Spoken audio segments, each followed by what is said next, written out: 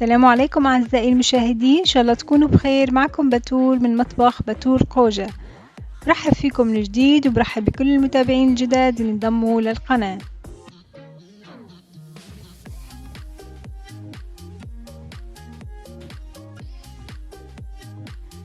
وصفة اليوم هي حصرية وجديدة على القناة، وهي وصفة بيوريه البطاطا بنكهة الفاهيتا. هاي الوصفة سهلة وسريعة ومكوناتها متوفرة بكل بيت، وكمان ملائمة للناس اللي ما بيحبوا ياكلوا أو يتناولوا اللحوم. رح أقدم لكم إياها بطريقة سهلة وسريعة، وإن شاء الله تنال إعجابكم. هلأ خلينا نروح مع بعض نشوف المقادير وطريقة التحضير.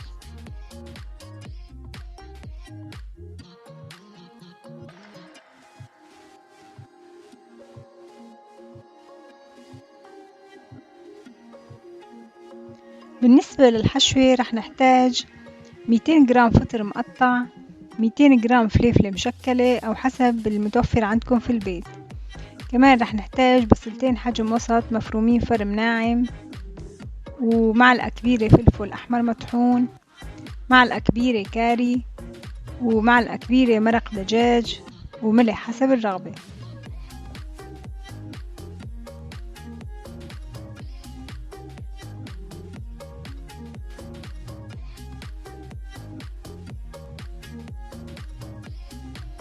لتحضير بطاطا بيوري رح نحتاج ظرفين بطاطا بودرة، وهذا المنتج متوفر بكل المحلات الألمانية.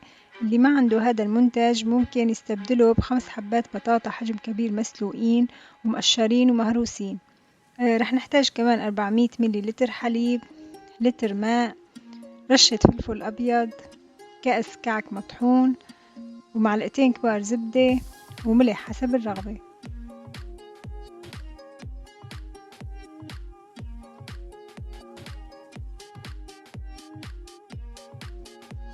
أول شي بدنا نحضر الحشوة. رح نحتاج نجيب طواية كبيرة أو مقلاة، ونحط فيها زيت زيتون، تقريبا معلقتين زيت زيتون،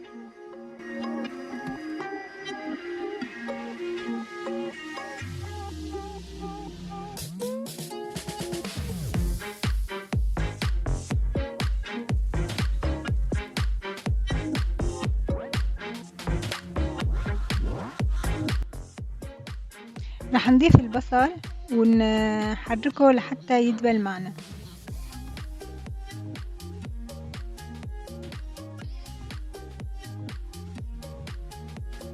بعد ما دبلوا عنا البصلات رح نضيف لهم الفلفل المشكل،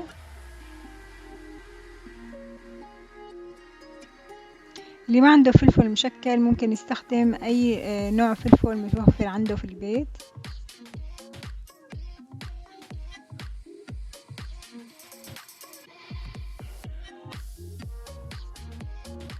ورح نضيف لهم الفطر،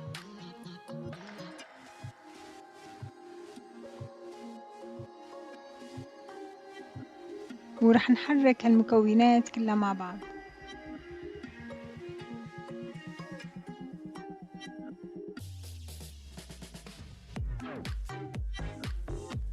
هلأ صار وقت نضيف البهارات اللي هي رح تعطي نكهة الفاهيتا مثل ما قلنا بالبداية. رح نضيف الكاري والفلفل الأحمر ومرق الدجاج.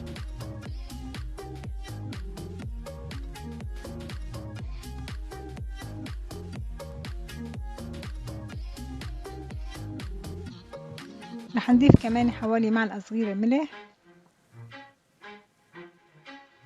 ورح نحرك البهارات مع الخضار.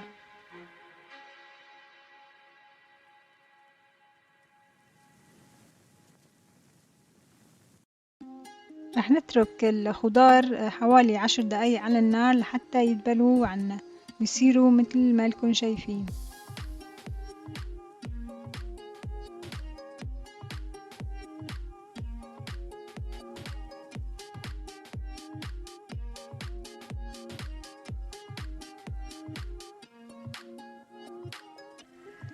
رح نترك الحشوة لتبرد ورح نبلش نحضر عجينة البطاطا بيوريه. رح نحتاج نجيب طنجرة غميقة ونحط فيها لتر المي،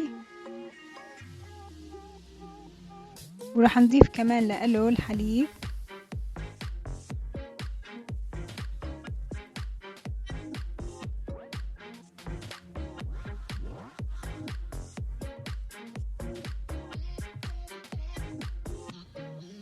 ورح نضيف الزبدة،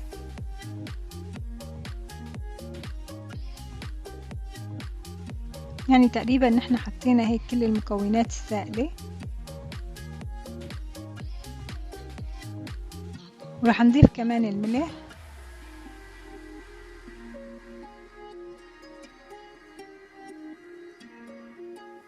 ورشة بهار أبيض،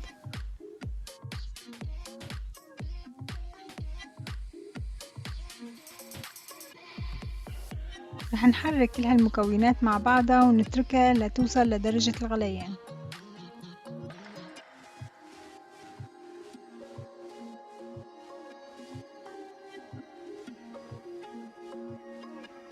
أول ما تغلي عندي المواد السائلة رح أضيف ظرف بودرة البطاطا،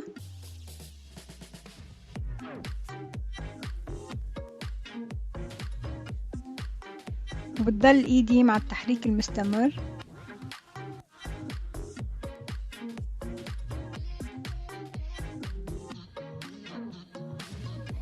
رح نضيف الظرف الثاني كمان،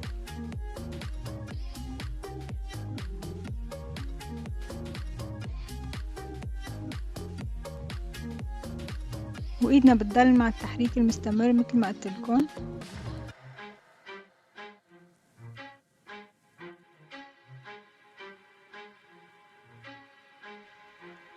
وآخر شي رح نضيف حوالي نص كأس كعك مطحون، والنص التاني رح نستخدمه بتحضير طبق البطاطا بيوري.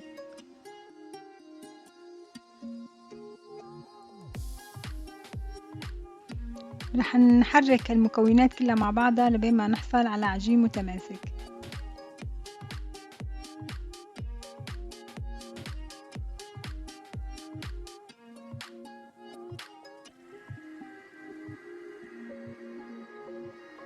هيك صار عندي البطاطا بيوري جاهزة.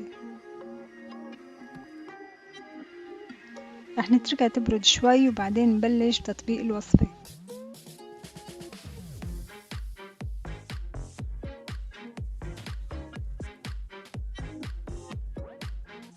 رح نجيب صحن بايركس أو صينية اللي بتنحط بالفرن، ونرش السفل تبعها بالكعك المطحون، وبعدين بناخد كمية من البطاطا بيوري وبنوزعها بأسفل الصحن مشان ما تحرقنا ايدينا، لأن العجينة لسه سخنة شوي. رح نتعاون ونحط الكعك المطحون ونضغط بإيدنا مثل ما لكم شايفين بالفيديو.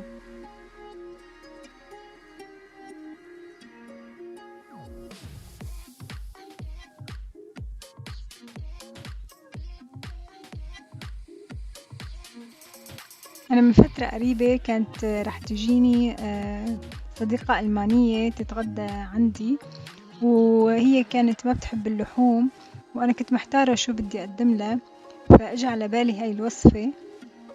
نحن بالعادة بسوريا بنحط بقلبها لحمة، فأنا شلت اللحمة وحطيت محلها خضار وحطيت لها بهارات، وطلعت كتير كتير طيبة وعجبت الكل، يعني حتى اللي ما بحب، حتى اللي بحب اللحمة حبة وصار ياكل منها.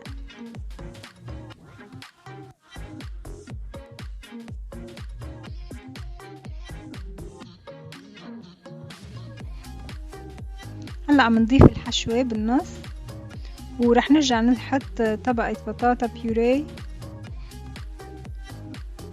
رح نعملها على شكل قطعة صغيرة نمدها بإيدنا وبعدين نضيفها.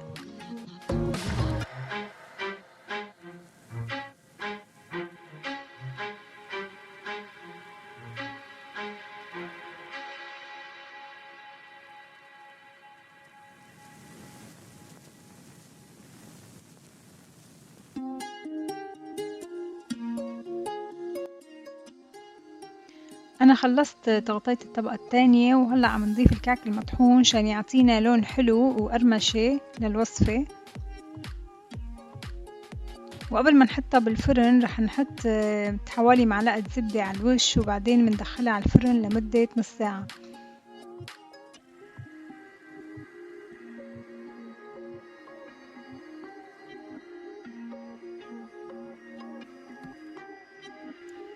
وهلأ بدي جهز طبق واحتفظ فيه بالفريزر وأطلعه وقت الحاجة. رح أجيب صحن سلوفان، وكمان بنعمل نفس الطريقة، بنحط نص كمية العجين وبنعمل أول طبقة، وبعدين بنحط الحشوة وبنحط الطبقة التانية وبنرشه بالكعك. وبعدين فينا نحتفظ فيه بالفريزر ونطلعه وقت الحاجة قبل بربع ساعة ليفك عنه التجميد شوي، وبعدين فينا نحطه بالفرن.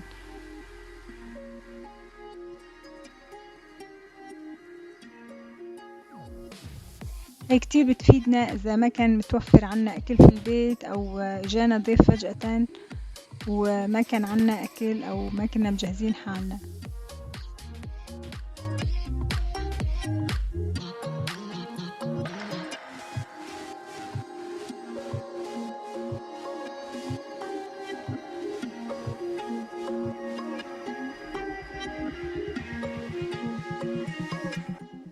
وهيك صارت عنا أعزائي المشاهدين وصفة البطاطا بيوري بنكهة الفاهيتا جاهزة. ريحتها كتير طيبة والطعمة كمان بتجنن. بتمنى انكم تجربوها وتعطوني رأيكم فيها، وأصدقائكم اللي ما بياكلوا لحوم رح ينبسطوا فيها كتير. وهي شكلها من الداخل، فيكن تاكلوا جنبها صحن سلطة.